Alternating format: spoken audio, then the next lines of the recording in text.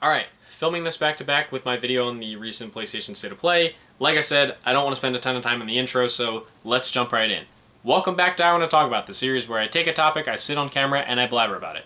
And I also accidentally look into my viewfinder instead of the lens. Sorry. Either way, it's the series within a series. As you can tell from the title, today I want to talk about my favorite games of 2015. Again, you know how this works by now, but if you don't, I basically take a year in gaming, I talk about what the landscape of gaming looked like at the time, specifically with consoles, and then I talk about a bunch of games. I talk about some snubs, which were some noteworthy games that I didn't play. I talk about some just missed the cut games that would be like a 7 out of 10 on my usual scale. Some cream before the crop games that to me would be like an 8 or 9 out of 10 great games, but not my all-time favorites. And then my proper best of list of 10 out of 10 games. So, enough yapping, let's start yapping about something else. 2015, a year that in my personal life I say is maybe my best year ever, just on a personal level. But on the video game front, 2015 was a very fun year actually. Especially given that I found a year like 2014 to be a little bit dull by comparison for gaming. 2015 had a lot of really good games. Some of which I played, some of which I didn't play. But in 2015, the 8th generation trudged forward with the PlayStation 4 and the Xbox One.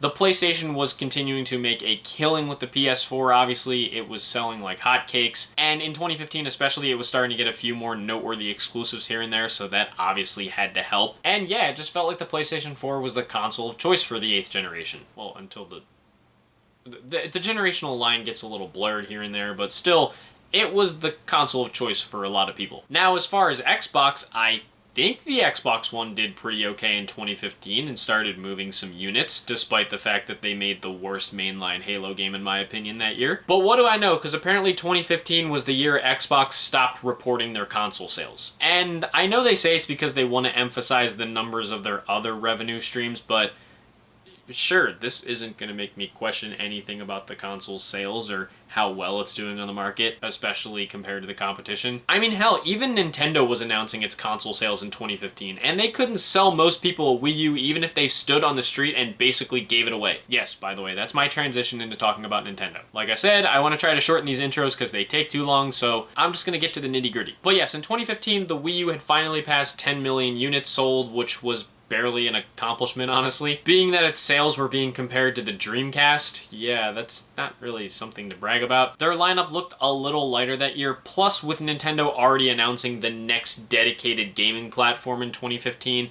that should kind of tell you everything you need to know about Nintendo's own faith in the Wii U. If anything, the 3DS was really keeping things afloat for Nintendo, very much helped by the release of another new hardware revision, the new Nintendo 3DS. Man, Nintendo's just great at naming things, aren't they? This had actually released in Japan in 2014, but we got it here in America in 2015, first in the new Nintendo 3DS XL form, and then in this just normal form right here, the default version. Essentially, it was just a more powerful 3DS that had a few extra triggers and the equivalent of a C-stick. It was nice to have a 3DS with faster loading times, especially as someone who played Smash, and Smash had some pretty long load times to it. And while I don't currently have it with me, I do love the version that I have of the new 3DS, which has the switchable Pokemon covers. But yeah, it's not the most essential thing ever. If you have a regular 3DS, you should be fine. Though it did actually have some exclusive games that couldn't play on other versions of the 3DS, so I mean, there's that. But that was really the biggest piece of hardware to drop in 2015. Now, on the third-party front, there wasn't a ton, but 2015 was the year that Konami actually delisted itself from the New York Stock Exchange. Supposedly, my research just tells me it was a cost-saving measure. Okay. And there was a lot of controversy that year surrounding the cancellation of Silent Hills. Again, pretty big story from that year. The bitter falling out between Konami and Hideo Kojima that very heavily affected Metal Gear Solid 5: The Phantom Pain and led to a lot of its content even being cut. It was a huge bad moment and kind of the first thing that made a lot of us just kind of really upset with Konami and look at them in a much different light. At the time, it felt like Capcom was the Japanese publisher to hate, but suddenly Konami decided to just shoot itself in both feet with one bullet. That's an accomplishment. And then other than that, I mean, 2015 was the year that Activision acquired King. I mean, cool, Activision has Candy Crush now. Yeah, there weren't a lot of big third-party happenings in 2015, at least to talk about, so that means I could just move right ahead to the games, which obviously take most of the video up anyway, so let's jump into the snubs, the big games that I didn't play in 2015. Admittedly, a few of these I might have played in spurts, but they just weren't really for me. I'm just bringing them up because they're not going to be on any of these lists, and obviously, yeah, that's a big reason. But of the biggest ones I could find, I mean, I mentioned Metal Gear Solid 5, The Phantom Pain already, so that seems like a given because I've mentioned that I'm not an MGS player. But other than that, the big ones that I didn't play were Bloodborne, because I'm not really a Souls-like player, although this obviously has been seen as perhaps the best thing that From Software has done. There was also Undertale, which was a huge cultural moment in 2015, and it's become a huge game since, but the little bit I played of it just didn't really do much for me because I don't really play these kind of games. And then, of course, the big Game of the Year winner for 2015, The Witcher 3 Wild Hunt, which I did recently play a little bit of, and I like the gameplay loop, it's just not something I felt like putting 40 plus hours into. Again, when it comes to long games, I'm very picky choosy. But this game obviously was a super big deal when it came out. Obviously, it was the big Game of the Year winner, like I said, so that's pretty important to mention. Now, as far as just missed the cut games, we do have 3 here.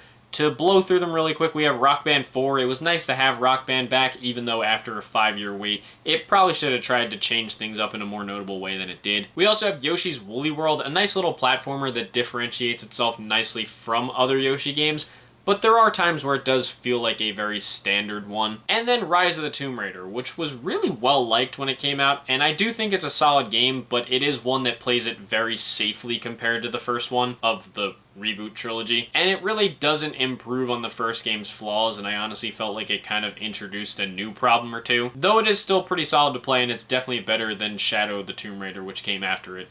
We will not be talking about that game in the 2018 video. So on to the cream before the crop, but before we get into the big ones, starting now, if there are a crap ton of remasters appearing in the cream before the crop, I'm gonna rapid fire my way through them. There's only so many times I could sit in a video and say, yeah, this was the version of the game that I played the first time, and therefore I have good memories with it, and it's got some nice quality of life improvements. And in this video, it's especially prevalent because the early 8th generation was a time of remasters galore. So to blow through some remasters and remaster collections that I played in 2015 that I really enjoyed, we have Grim Fandango Remastered, The Legend of Zelda Majora's Mask 3D, thank God this one exists, DMC Devil May Cry Definitive Edition, Devil May Cry 4 Special Edition, God of War 3 Remastered, and one remaster collection I'm gonna lump in here, Uncharted the Nathan Drake Collection. Now there is going to be one more re-release I talk about in greater detail later, and you'll understand why when I get to it, but we'll save that for when it's time. For now, let's get into the bigger cream before the crop games, starting with one I know you're really excited to see me talk about. Okay, so I promise this will be the last time I talk about MLB The Show for a few videos. I'll come back to it at some point,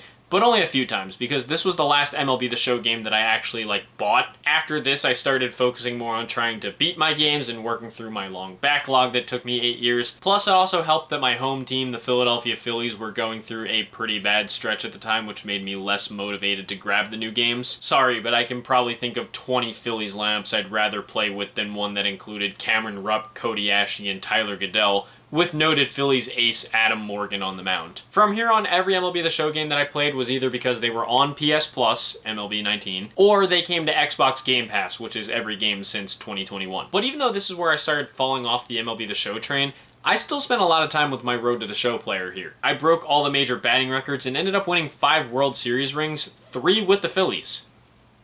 I'd love it if the real-life Phillies could do something like that. And while this was the point where the franchise started to feel a bit samey to me, there were still some nice changes to keep me coming back, like the introduction of directional hitting, where you can influence where the ball goes off the bat. Sure, I just tried to pull everything, but it was still cool to have it. And yeah, MLB 15 still took up quite some time for me back in the day, and even if it wasn't the best the series had offered, it was still a very good game. Wow, I feel like this is the first time in the series that I'm talking about Mortal Kombat. Though, honestly, that shouldn't really be as surprising as it sounds. When I was a kid, I was a good, clean, rule-abiding Christian boy that never really cared about R-rated movies or M-rating games like my peers. Not that I didn't try out a few here or there, but I wasn't the type of kid that wanted to really feel older than I was, so I didn't really play a lot of mature games like that. And even now, I mean, outside of the religious part, I'm not too far from what I just described of my younger self. I mean, yes, I enjoy more mature content when it's to my tastes now, but even now, I get more excited for animated movies than other kinds of movies, and my primary gaming company that I follow and enjoy is Nintendo. I'm even wearing a Kingdom Hearts shirt, the same one I've worn in the last 2 videos. I promise they weren't all filmed on the same day. I'm 26 on the outside, but on the inside,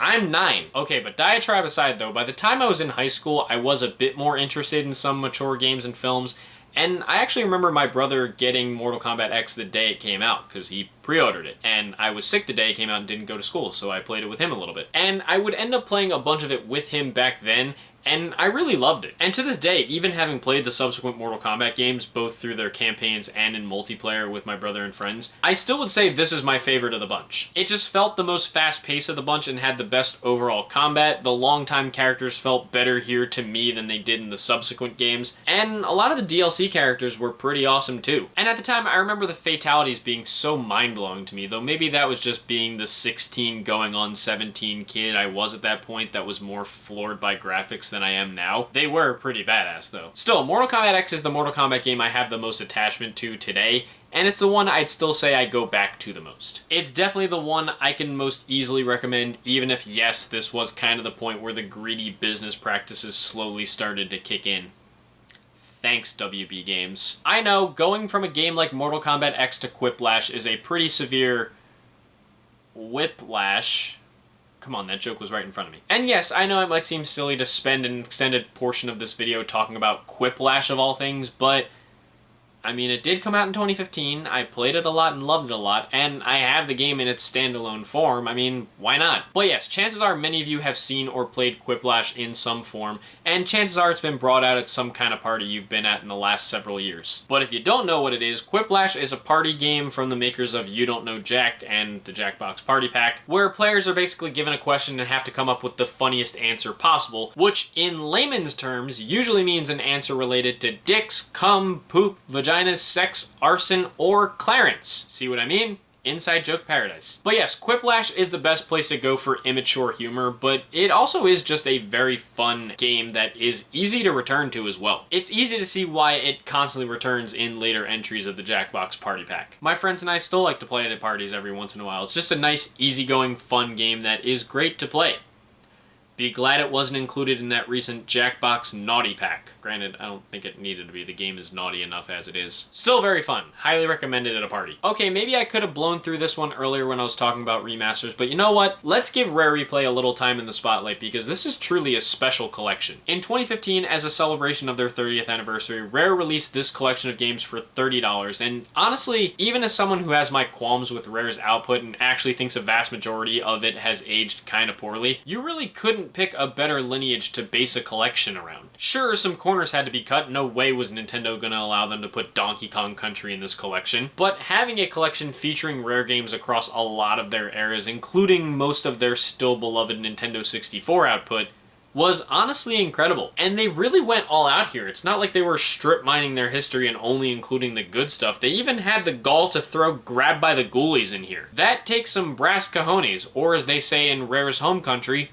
bollocks. And even if they've aged, it's nice to see they even included some of the games Rare made back on the ZX Spectrum back when they were known as Ultimate Play the Game. Adds to that whole history lesson feel, if you will. And beyond that, they even added a bunch of bonus content, including featurettes that dive into several Rare games, including some unreleased ones. This is how you do a remaster collection, and given the sheer amount of content here, this is absolutely worth your time. If you haven't picked up the Rare Replay collection yet, do yourself a favor. Okay, so I'm gonna kick off my discussion of Until Dawn with a personal anecdote. Back when I first played this game in 2016, a year after its release, I used PlayStation's share feature to basically stream the game through my old Twitch account, which basically is nothing today. I ended up playing the game for 5 hours straight, and had it not been for a massive headache I had gotten during that, I would have finished the game in one sitting. That's how hooked I got on Until Dawn. Of course, I would stream the rest of the game and beat it the very next day, but still, I just had to illustrate how addicted I got to it. You'd think that would make it a 10 out of 10 game for me, but I will admit some of the gameplay did stale out a bit, and the story did lose some of its luster as it moved along. But make no mistake, Until Dawn is a great game and one you should definitely experience. As silly as the story can get, it's quite engaging, especially in the way that it kind of parodies horror tropes, and it's awesome how the choices actually matter across the narrative here. I always loved Quantic Dream games in the 2010s, but I remember being let down by a game like Beyond Two Souls having the choices feel so inconsequential. Here, it really feels like the tiniest thing could change the entire dynamic of the story. And the game's save system is really interesting in how it basically prevents you from going back to a previous chapter to try to fix your mistake if, say, you let a character die or something like that. If you mess up, you gotta live with it, and that's pretty crazy in a game like this. It's definitely a unique take on the narrative adventure, and it's one I highly recommend checking out.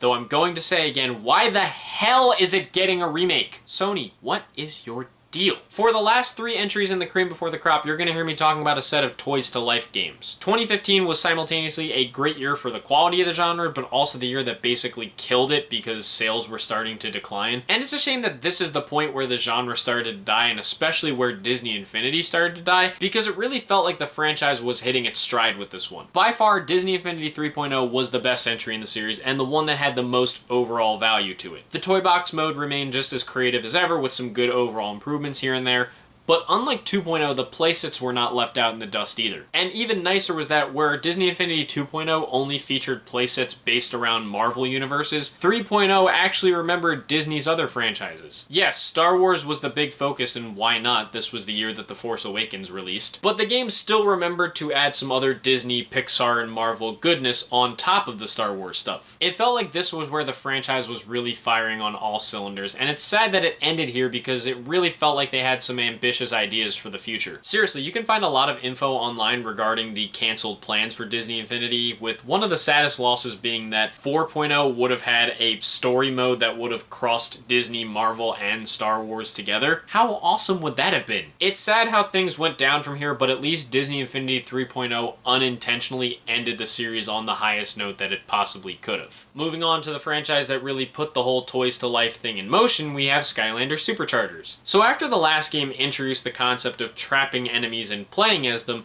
what kind of groundbreaking concept could this new one come through with? I'm so glad you asked. Cars.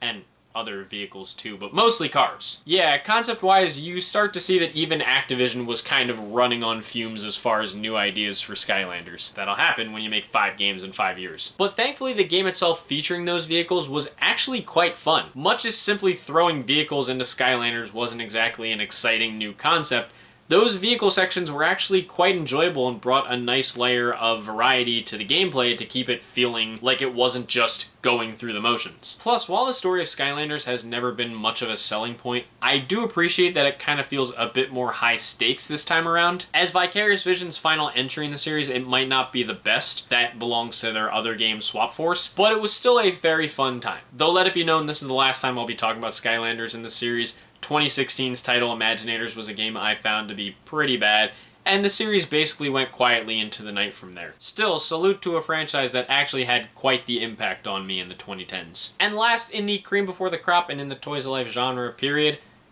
come on, you had to know that LEGO of all brands would get in on the Toys to Life craze at some point. I mean, it's only the biggest toy brand in the world, the games are massively popular, and they have a primary developer in TT Games. Why wouldn't they leverage their successes in both markets and create a game like this? And as it turns out, that game was very good. Naturally, if you've played a TT Games developed LEGO game in the past, you will know exactly how LEGO Dimensions plays, but this game did feel like a unique twist on the Toys to Life genre, largely because of its crazy crossover elements. Again, it's like this game was what Disney Infinity 4.0 could have been had that game actually come out. Given the backing of publisher WB Games, there's a crazy collection of licenses at play here, ranging everywhere from Batman to The Simpsons to Doctor Who to even other video game franchises like Portal and Sonic the Hedgehog. It really had a lot of fun crossovers, and it's pretty sad that this game had to come at a time when the Toys to Life genre was basically on life support. Hell, this game didn't even get much support itself. It kind of just was this game alone, and I think they stopped doing toys for it in like 2016 or 17. Even if they couldn't continue the toy part, I would have liked to see another LEGO game like this that combined this many franchises. Still, it's fun enough, and if you can find it for a cheap enough price, have a go at it. If I can help sell it the portal that you have to put the characters on like other Toys to Life games, unlike those other Toys to Life games, you actually get to build it yourself, like a Lego. Come on, that's pretty freaking incredible. I didn't even grow up with Legos and I nerded out at that. But that's the cream before the crop, and now we're into the proper best list. And we have 4 games here. And again, I don't want to spend too much time here, so let's just jump right into them. Starting off at the number 4 spot, a game that might be a little bit of a surprise given that other entries in the series didn't make it this high. I gotta go with Batman Arkham Knight. Would you believe it if I tell you that Arkham Knight is actually my favorite game in the Batman Arkham series? That feels shocking to say because I know that Knight is a far more contentious game than Asylum and City. But yes, Knight was the one that I enjoyed the most. In a lot of ways, I feel like it just evolved and iterated the gameplay in some of the most interesting ways. and it had some of my personal favorite moments of the entire series. The combat is among the most satisfying that it's ever been, the open world is to me the most interesting one to explore, and as polarizing as it was, I actually really loved the Batmobile sections. I honestly thought they were very compelling and they brought a nice bit of variation to the gameplay. And while I've often had a bit of an issue with Arkham boss fights, the boss fights here were actually quite good throughout. Oh, and that final gameplay sequence? One of the best things the Arkham series has ever done. Everything about this game just demonstrated Rocksteady's love of Batman to the highest degree, and it made for such a compelling conclusion to the Arkham series. Well, until Suicide Squad came along earlier this year, and dear God, that game. At number 3, this one might also be a bit of a surprise. Maybe not in terms of its popularity, but just for me of all people, I gotta go with Rocket League. Wow, who am I? Putting a live service game in the proper best of list of one of these videos, even though I've made it embarrassingly clear that I don't give a rat's ass about live service games? Well, it just helps that Rocket League is such an absorbing and fun game that I still love to play, even though I don't think I'm super good at it. I remember this being a big deal when it first dropped in 2015, and I think I played it at a demo kiosk at a GameStop one time, but I didn't actually play it myself until 2018, shortly after it came to the Switch. I had just gotten some eShop credit for Easter and needed something to play while I waited for Smash Brothers to take up my entire life. So I grabbed this game and damn it all did I get hooked. Even just playing the game by myself against bots, I was absolutely absorbed by Rocket League. It's such a unique concept being that it's soccer but with rocket-powered race cars, and I dumped a lot of hours into the single-player season mode as well back in the day. I had some real good teammates. By that I mean the AI, but you know what I mean. Eventually the game would go free to play, but honestly, I don't regret paying for it at all because the game was just that damn good and that damn fun to me. Plus, I would end up downloading the game on both PlayStation and Xbox at different points, and now I mostly play it on Xbox with my friends, and we have an absolute ball when we play it. It's awesome. It's still a game I absolutely adore, and it's one I always look forward to firing up, whether it's by myself or with friends. Kudos to Psyonix on doing something really special with this one. At number 2, it's a little weird because this is another live service-y game, though it's not quite the same, but it's a game you probably won't be too surprised to see me talk positively about. I gotta go with Splatoon. While this franchise has become something of a household name now, it seems weird to say that it wasn't exactly a sure thing at the time of launch. When it was first announced, it seemed like an innovative take on the shooter genre, and it was quite interesting to see Nintendo have a largely online-focused shooter of its own, especially on a system like the Wii U that was not the online gamer's best choice on the market, to put it lightly. And admittedly, there were some red flags leading up to the game's launch. Notoriously, it had no voice chat, which seemed like the easiest thing to add to a multiplayer game. There was some awkward advertising. The global test fire period, from what I remember, was a bit messy. And it basically launched with minuscule content that would be added months later in the form of free updates. I mean, at least they were free. And I remember being worried because it would have been sad to see Nintendo come through with a new IP and basically have it limp to the finish line.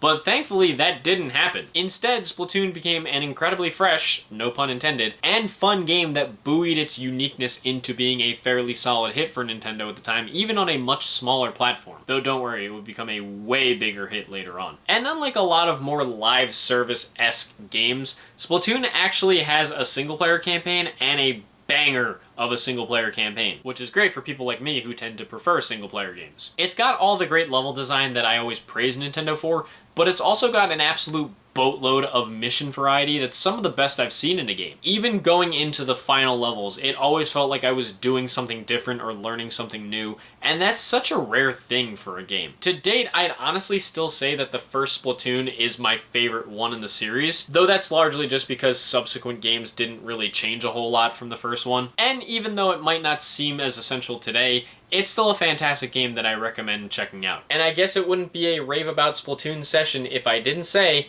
stay fresh, kids and squids. But there is still one game to top them all, a game that I think went very underrated in 2015, and a game that I absolutely adore to bits. My personal game of the year of 2015, my favorite game of the year, I gotta go with Ori and the Blind Forest. Someone check the counter. Is this the first time across this series that I've given my personal game of the year to a Microsoft-published title? Oh, wait, no it's not. Alan Wake got that in 2010. But nevertheless, yes, Microsoft takes home the crown this time. Believe it or not, and you probably might believe it, but Ori and the Blind Forest was one of the main reasons I had wanted an Xbox One back in the day. It was this, Sunset Overdrive, and Halo the Master Chief Collection.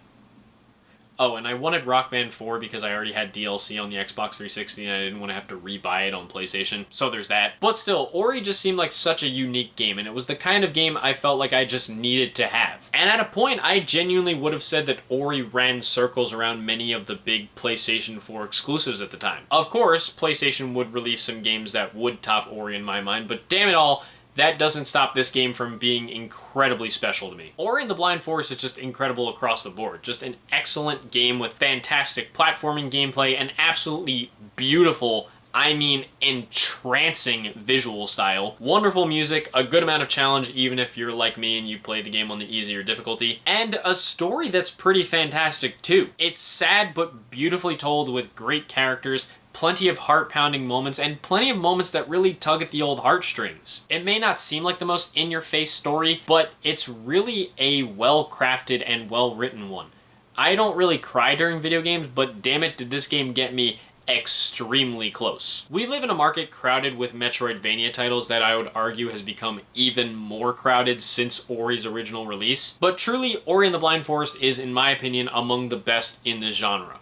One of my absolute favorite games, a game that I couldn't recommend highly enough. And would you believe it would only get better from here? With that said, we're gonna have to wait a few years to talk about that, so patience. But yeah, that's 2015. Even though it seemed like a lighter year maybe in terms of the number of games, it was a year that had some absolute bangers that I look back on very fondly. Again, it probably helps that that was just a great year for me in my personal life, so gaming in 2015 seemed more exciting too. Even as a Nintendo fan, watching Nintendo kind of flail about with the Wii U in 2015 and have a pretty bad E3 show as well. That was a year I look back on very fondly, and I'm very happy that there are still so many great games from 2015. And 2016 is a great year too. There were a lot of great games that year. I mean, maybe the amount is a little smaller, but we had some absolute gems in 2016 that I can't wait to talk about. Until then though, this is all just my opinion. What did you guys think of 2015 as a year in gaming? What were some of your favorite games? Some games that I may have completely forgotten to mention? Were there games I talked about here that you absolutely loved or had great memories with? And as for the typical question of the video, I talked a lot about Toys to Life games in this video, and I also brought up Rock Band, so I'm gonna ask this.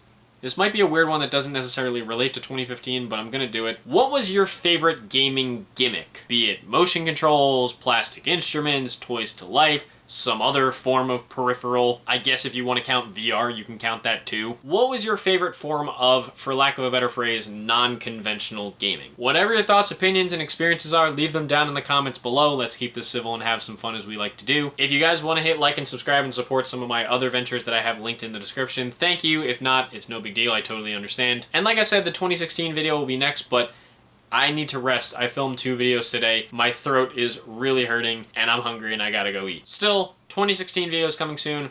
Can't wait to get to that one. Hopefully you guys are excited for it too. So stay tuned for that, but until next time, thank you guys for watching. I hope you enjoyed, and I will see you in the next video.